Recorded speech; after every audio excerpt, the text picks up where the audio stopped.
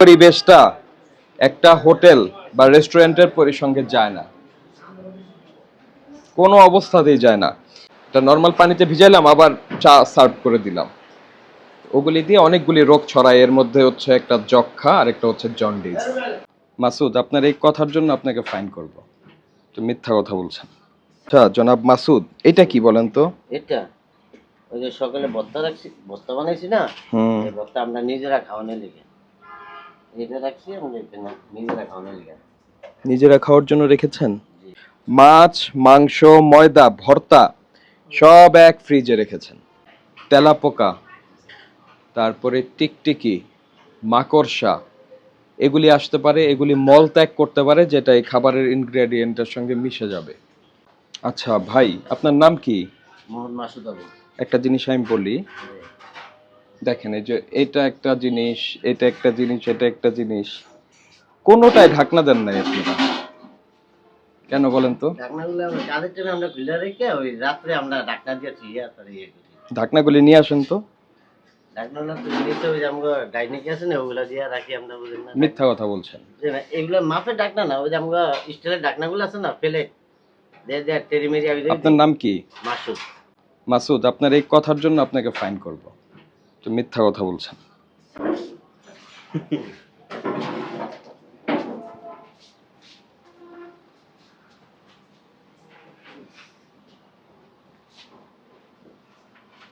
একটু একটু একটু দয়া করে এটা একটু খুলেন প্লিজ। ফ্রিজটা একটু দেখি।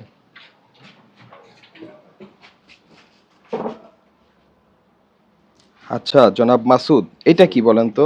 এটা ওই যে সকালে ভর্তা রাখছি, ভর্তা বানাইছি না, এই ভর্তা আমরা নিজেরা খাওয়ানোর লিগে এটা রাখছি। আমরা এখানে নিজেরা খাওয়ানোর লিগে।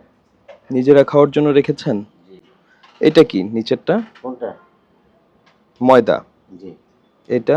এটা এই পাশেরটা? এইটা এটা, হ্যাঁ এটা এটা পাশেরটা। মাছ। মাছ, মাছ, মাংস, ময়দা, ভর্তা সব এক ফ্রিজে রেখেছেন। যদি আপনার ফ্রিজ কম থাকে তাহলে আপনি রাখতে পারবেন, কিন্তু এগুলি আলাদা আলাদা কন্টেইনারে রাখতে হবে, বক্সে রাখতে হবে। জি। এভাবে রাখার কিন্তু সুযোগ নাই। জি। রাখলে কি ঘটবে? মাছ মাংসের সঙ্গে যে জীবাণু আছে সেটা ভর্তায় গেছে। এখন মাছ মাংসের জীবাণু চলে গেছে হচ্ছে ময়দায়। জি। তো ময়দা তো আর মাছ মাংসের মতো এরকম লম্বা সময় ধরে রান্না হবে না, জি না। তাই না? এটা দিয়ে কি করবেন? সিঙ্গারা বানাবেন অথবা অন্য পরোটা বানাবেন, রুটি বানাবেন। জি। তাতে করে কি হবে? মাছ মাংসের এই জীবাণু এটা রুটির সঙ্গে, ময়দার সঙ্গে মানুষের শরীরে চলে যাবে। এটা কি করেছেন এখানে? এটা মাছ ভাজি একটু পরে আমরা লাগাবো, গরম মাছ লাগাবেন মানে হচ্ছে এটাকে একটু পরে পাকাবো। আচ্ছা, এটা কি এখানে? এটা ম্যানেজার থাকে, তো ম্যানেজার স্টাফ থাকে। আপনার কি আর কোনো দিক দিয়ে নামার ব্যবস্থা আছে? জি না। মানে এই কঠিন সিঁড়ি দিয়েই নামা ওঠা করেন? জি। এটার মধ্যে কি? মাছ কাটছে, ছাই, মাছ কাটার ছাই। ছাই। আচ্ছা ম্যানেজার সাহেব তো আপনি, কি নাম ভাই আপনার? এই যে খাবারের যে ইনগ্রেডিয়েন্ট, যেটার বলে খাবার তৈরির উপকরণ, প্রত্যেকটাই ঢাকনা লাগবে। কেন ঢাকনা লাগবে জানেন? এই যে আপনি এখন ব্যবহার করছেন, কিন্তু পরবর্তীতে এখানে তেলাপোকা, তারপরে টিকটিকি, মাকড়সা, এগুলি আসতে পারে, এগুলি মল ত্যাগ করতে পারে, যেটা এই খাবারের ইনগ্রেডিয়েন্টের সঙ্গে মিশে যাবে। তো নিয়ম হলো, আপনি যখন খাবার তৈরি করবেন, খাবারের ব্যবসা করবেন, তখন এই সকল খাদ্য উপকরণ ঢাকনাযুক্ত কন্টেইনারে সংরক্ষণ করবেন।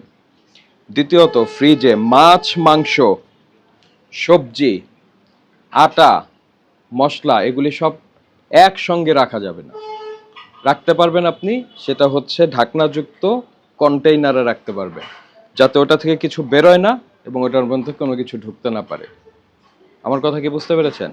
সবচেয়ে ভালো হয় ফ্রিজ আলাদা করে ফেললে, কিন্তু আলাদা ফ্রিজ করার মতো জায়গা বা আপনার ওই সাপোর্ট হয়তো আপনি পারবেন না। এ কারণে আমরা বলছি যে অ্যাটলিস্ট আপনারা ঢাকনাযুক্ত কন্টেইনার বা কৌটা বা আপনার পাত্র ব্যবহার করতে হবে। জি স্যার। বুঝতে পেরেছেন? আসেন আমরা নিচে যাই। পরিবেশটা একটা হোটেল বা রেস্টুরেন্টের পরিসঙ্গে যায় না, কোনো অবস্থাতেই যায় না। এরকম খোলা ড্রেন থাকতেই পারবে না। আপনি এইখানে ওয়াশ বেসিনের ব্যবস্থা করে দেন, এখানে দাঁড়িয়ে দাঁড়িয়ে ধুবে, এই পানিটা চলে যাবে, এগুলি সব ঢাকা থাকবে। বিষয়টা হলো কি, ওই আসলে আমাদের দোকান পরিকল্পনায় চলছিল, তো এটা অনেকেই সবাই জানে, দোকান মাঝখানে বন্ধ করে দিয়েছিল, আমাদের ব্যবসা পুরাই লস। বাড়িওয়ালা আমাদের কিছু টাকা পয়সা অ্যাডভান্স এগুলো বাজায় রাখছে, এই জন্য যাইতে পারি নাই। তো ওনাকে অলরেডি। আপনার নাম কি বললেন ভাই? আমার নাম মোহাম্মদ খোকন মিয়া। জনাব খোকন, জি স্যার। আপনি যেহেতু বিজনেস করছেন, তারপরে জি স্যার, আমি অবশ্যই যেহেতু বিজনেস করছেন, এটা কোনোভাবেই ভাই, এটা স্বীকার করতেছি, ঠিক আছে, আমি যতটুকু স্যার আমি এগুলা মানে পরিবর্তন অবশ্যই করবো যতক্ষণ ছাপা সংবাদপত্র ব্যবহার করে খাবার দাবার রাখা যাবে না। 2 নাম্বার, এই সবাইকে মূল্য তালিকা দিতে হবে। মূল্য তালিকা আপনি যদি একটা টানায় রাখেন বড় করে, ওই যে ওইখানে একটা আছে নাকি? ওকে, ঠিক আছে, ওইটা চলবে। আর এই অস্বাস্থ্যকর অবস্থায় প্লেট বাসন ধোয়া বা রান্না করা, প্রসেসিং করা, এগুলি যাবে না। ফ্রিজের ম্যানেজমেন্টটা ঠিক করতে হবে। আপনার এই ঢাকনার ওলা কৌটা ব্যবহার করতে হবে আদা, রসুন, হলুদ এগুলি রাখার জন্য। বুঝতে পেরেছেন? এই যে এই আর হলুদ, মরিচ, লবণ, ময়দা এগুলি রাখার জন্য এই করতে হবে।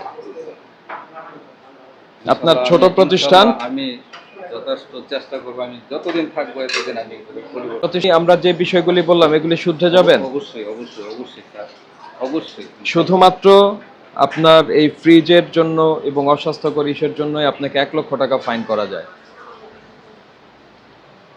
সংবাদপত্র ব্যবহারের জন্য, সংবাদপত্রের সমস্যাটা কি আমি বলি।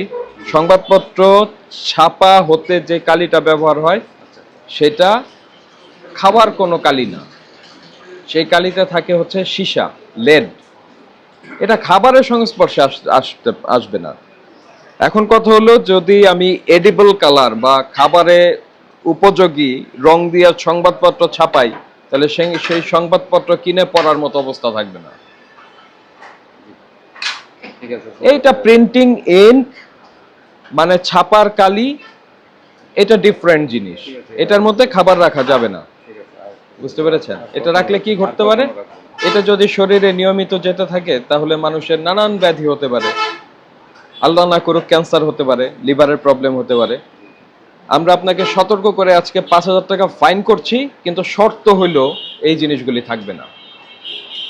ঠিক আছে স্যার, আমি দিলাম, ইনশাল্লাহ আমি এগুলা কিছুই রাখবো না, আমি এগুলা পরিবর্তন করে ফেলবো যে কদিন থাকি, ইনশাল্লাহ এটাই আমার ওয়াদা।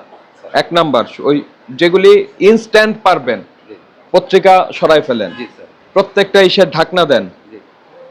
যে ফ্রিজের মধ্যে রাখছেন সেই ফ্রিজের 5টা কন্টেইনার আলাদা করে দেন, যেটার মধ্যে গরুর মাংস থাকবে, এটার মধ্যে মুরগি থাকবে, বাকি জিনিসগুলো রাইট, এই 5টা কন্টেইনার করে দেন। তারপরে এই জায়গাটা করতে হয়তো আপনার একটু সময় লাগবে, কিন্তু এটা একটা ওয়াশ বেসিন হবে। মানে থিমটা কি? থিম হলো যে আপনি এই যে প্লেট গেল না, প্লেট একটা জায়গায় ভেজানো যাবে না। প্লেটটা হচ্ছে আপনার একটা প্রবাহমান পানি বা ফ্লোয়িং ওয়াটারের মধ্যে ধুতে হবে। তাতে করে কি ঘটবে, ধরেন আমার টিভি আছে, আমি খেয়ে গেলাম, আমার লালা তো কোনো না কোনো ভাবে ওখানে লেগেছে। যদি 5টা প্লেটের সঙ্গে আপনি ভিজায় রাখেন, তাহলে 5টা প্লেটই কন্টামিনেটেড হলো, মানে ইনফেক্টেড হলো, ওটা থেকে ছড়াইলো রোগটা। বুঝতে পেরেছেন? এটা যাতে না ঘটে সেজন্যই থাকতে হবে। বিশেষ করে চায়ের কাপ, গ্লাস, এগুলি তো সবসময় আমরা দেই না, পাউডার দেই না। এটা নর্মাল পানিতে ভিজাইলাম, আবার চা সার্ভ করে দিলাম, ওগুলি দিয়ে অনেকগুলি রোগ ছড়ায়। এর মধ্যে হচ্ছে একটা যক্ষা আর একটা হচ্ছে জন্ডিস। এই 2টা রোগ খুব সিরিয়াসলি ছড়ায়, ফ্রিকোয়েন্টলি ছড়ায়। আশা করি এই বিষয়গুলি আপনি দেখবেন। হ্যাঁ, ঠিক আছে, থ্যাংক ইউ। জরিমানাটা পরিশোধ করে দেন।